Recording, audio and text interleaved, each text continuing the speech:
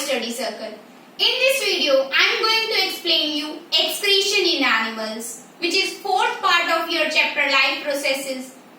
Life processes chapter को हमने 4 parts में डिवाइड कर लिया था, digestion, respiration, transportation and fourth one is excretion, जिसको आज हम पढ़ने वाले हैं। हम सभी लिविंग ऑर्गेनिजम्स के अंदर बहुत सारी मेटाबॉलिक एक्टिविटीज होती हैं, जिस दौरान हार्मफुल प्रोडक्ट भी बनता है, यूजफुल प्रोडक्ट भी बनता है। Useful material is necessary for our body, but जो हार्मफुल मटेरियल होता है उसका बॉडी से एलिमिनेट होना बहुत जरूरी है। Harmful product like ammonia, urea, uric acid, इसकी एलिमिनेशन होनी बहुत जरूरी है, अदरवाइज ये हमारी बॉडी के लिए पॉइजनस हो सकता है। तो हम एक्सक्रीशन को कैसे डिफाइन करेंगे?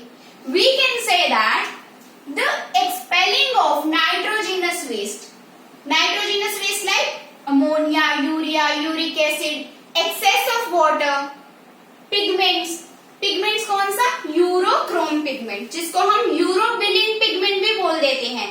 ये वो पिगमेंट है जिसकी वजह से यूरिन का कलर येलो होता है। ओके, और कैसे बनता है ये पिगमेंट?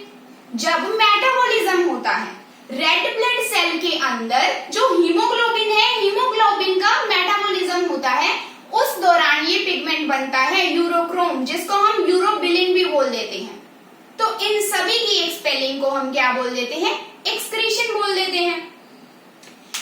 जब प्रोटीन की ब्रेकडाउन होता है, प्रोटीन की ब्रेकडाउन होता है, उस दौरान अमोनिया रिलीज होता है। मोस्टली जो एक्वाटिक एनिमल्स हैं अमोनिया को डायरेक्टली रिमूव कर देते हैं, एक्सपेल कर देते हैं बॉडी से, बट कुछ ऐसे ऑर्गेनिजम्स होते हैं जो डायरेक्टली अमोनिया को रिमूव नहीं कर सकते, एलिमिनेट नहीं कर सकते। तो उनमें अमोनिया की लेस टॉक्सिक सब्सटेंस में कन्वर्जन होनी शुरू हो जाती है। लेस टॉक्सिक सब्सटेंस मतलब कि अमोनिया जो है उसकी कन्वर्जन हो जाती है यूरिया और यूरिक एसिड में। यूरिया साइकिल के दौरान, यूरिया साइकिल कहाँ पे होता है? लीवर में होता है। तो यूरिया और यूरिक एसिड लीवर में बनेगा, लीवर से वो ट्रेवल करेगा ब्लड स्ट्रीम में, ब्लड स्ट्रीम से किडनी में, किडनी से यूरेटर, यूराइनरी ब्लैडर, और यूरेथ्रा के थ्रू वो एक्सपेल हो जाता है बॉडी से। Is it? So different organisms releases different nitrogenous products and have different excretory organs. Like अगर हम बात करें प्लेटीहेल्मिन्स की, प्लेटीहेल्मिन्स जैसे कि लीवर फ्लूक हो गया, टेपवर्म हो गया, इनमें नाइट्रोजिनस वेस्ट कौन सा होता है? Ammonia and fatty acids. Okay, ammonia and fatty acids, इसमें नाइट्रोजिनस वेस्ट होता है, और इनका एक्सक्रीटरी ऑर्गन है फ्लेम सेल्स। नेक्स्ट हम बात करेंगे एनालिड्स की। एनालिड्स जो है इसमें नाइट्रोजिनस वेस्ट होता है ammonia and urea, ammonia and urea. इनमें जो एक्सक्रीटरी ऑर्गन कौन सा होगा? नेफ्रीडिया। थर्ड हम बात करेंगे किंग क्रैब की। किंग क्रैब में नाइट्रोजिनस वेस्ट कौन सा होता है? अमोनिया, और एक्सक्रीटरी ऑर्गन होता है कोक्सल ग्लैंड्स। नेक्स्ट हम बात करेंगे मुलस्क की। मुलस्का में नाइट्रोजिनस वेस्ट होगा अमोनिया एंड यूरिक एसिड, और एक्सक्रीटरी ऑर्गन कौन सा होगा? किडनी। नेक्स्ट और इकाइनोडर्म्स आ गए। इकाइनोडर्म्स में नाइट्रोजिनस वेस्ट होगा अमोनिया एंड एक्सक्रीटरी ऑर्गन होगा डर्मल पैपुले। वर्टिब्रेट्स की बात करते हैं। वर्टिब्रेट्स में नाइट्रोजिनस वेस्ट होगा अमोनिया, यूरिया, यूरिक एसिड, और एक्सक्रीटरी ऑर्गन कौन सा होगा? Pair of kidneys. ओके, अब आपको एक डिफरेंस है डेफिकेशन में और एक्सक्रीशन में। यूजुअली जो लोग इसमें कोई डिफरेंस नहीं समझते, उसी को रिमूवल ऑफ अनडाइजेस्टेड फूड को ही एक्सक्रीशन हम बोल देते हैं, बट डेफिकेशन में और एक्सक्रीशन में डिफरेंस होता है। अगर मैं बात करूं डेफिकेशन की, डेफिकेशन क्या होता है? डेफिकेशन का मतलब है removal of undigested food from body. जो अनडाइजेस्टेड फूड का बॉडी से रिमूव होना, this is called defecation, this is called defecation. इसमें 2 ऑर्गन्स इन्वॉल्व होते हैं, लार्ज इंटेस्टाइन एंड एनस। जबकि एक्सक्रीशन क्या होता है? Elimination of nitrogenous waste, nitrogenous waste like ammonia, urea, uric acid, उसको हम क्या बोलेंगे? एक्सक्रीशन बोलेंगे। तो डेफिकेशन में लार्ज इंटेस्टाइन और एनस इन्वॉल्व था, जबकि एक्सक्रीशन में किडनी और बाकी के एक्सक्रीटरी ऑर्गन्स इन्वॉल्व होते हैं। ओके, तो ये डिफरेंस है किसमें? एक्सक्रीशन में और डेफिकेशन में। अब हम बात करने वाले हैं excretory system in humans.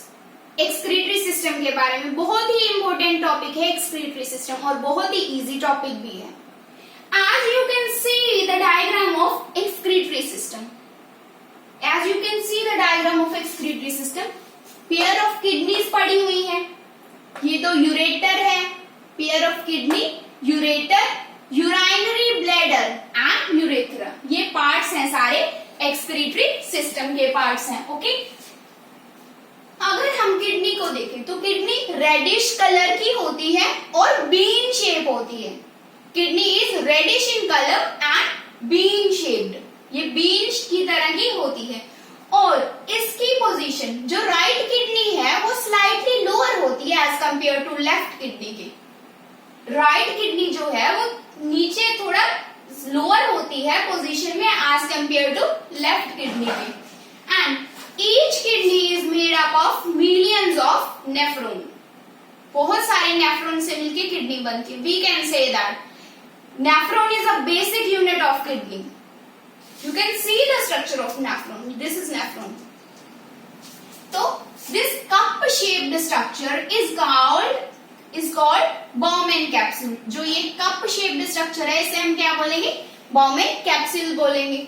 Okay, और इस कप में जो नेटवर्क पड़ा हुआ है कैपिलरीज का, इसमें जो कैपिलरीज का नेटवर्क पड़ा हुआ है उसे हम क्या बोल देते हैं? Glomerulus.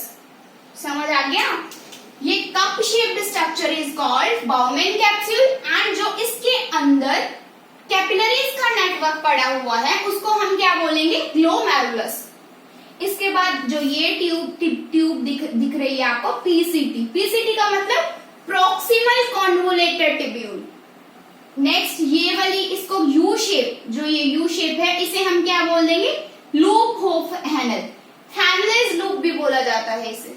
Next this is DCT. DCT means distal convoluted tubule, और डिस्टल कॉन्वोलेटेड ट्यूब्यूल जिसमें ओपन होती है, दिस ट्यूब जिसमें डिस्टल ट्यूब्यूल ओपन होती है उसे हम क्या बोलेंगे? Collecting duct. कलेक्टिंग डक्ट बोलते हैं। तो क्या काम है इनका? नेफ्रॉन का क्या काम होता है, क्या फंक्शनिंग है इसकी? हाई प्रेशर से जब ब्लड इन कैपिलरीज में से पास करता है, हाई प्रेशर में से ब्लड इस नेटवर्क ऑफ कैपिलरीज, जिसको मैंने ग्लोमेरुलस बोला, जब इससे पास करता है तो फिल्ट्रेशन होती है। This process is called ultrafiltration. इसे हम अल्ट्राफिल्ट्रेशन बोल देते हैं। अल्ट्राफिल्ट्रेशन मतलब जब हाई प्रेशर से ब्लड इन कैपिलरीज से पास करेगा, तो जो कि बॉमेन कैप्सूल के अंदर पड़ी हुई है उसमें से पास करेगा, देन फिल्ट्रेशन होगी। This is called ultrafiltration. इसके बाद जो वेस्ट है वो कहाँ जाएगा? पीसीटी में, प्रॉक्सिमल कॉन्वोलेटेड ट्यूब्यूल में। यहाँ पे आके क्या होगा? सिलेक्टिव रीएब्जॉर्प्शन होगी। सिलेक्टिव रीएब्जॉर्प्शन मतलब कैल्शियम, सोडियम, ग्लूकोज और अमाइनो एसिड्स की रीएब्जॉर्प्शन हो जाती है यहाँ पे प्रॉक्सिमल कॉन्वोलेटेड ट्यूब्यूल में। ओके, जो प्रॉक्सिमल कॉन्वोलेटेड ट्यूब्यूल है वो कहाँ पे लाई करती है?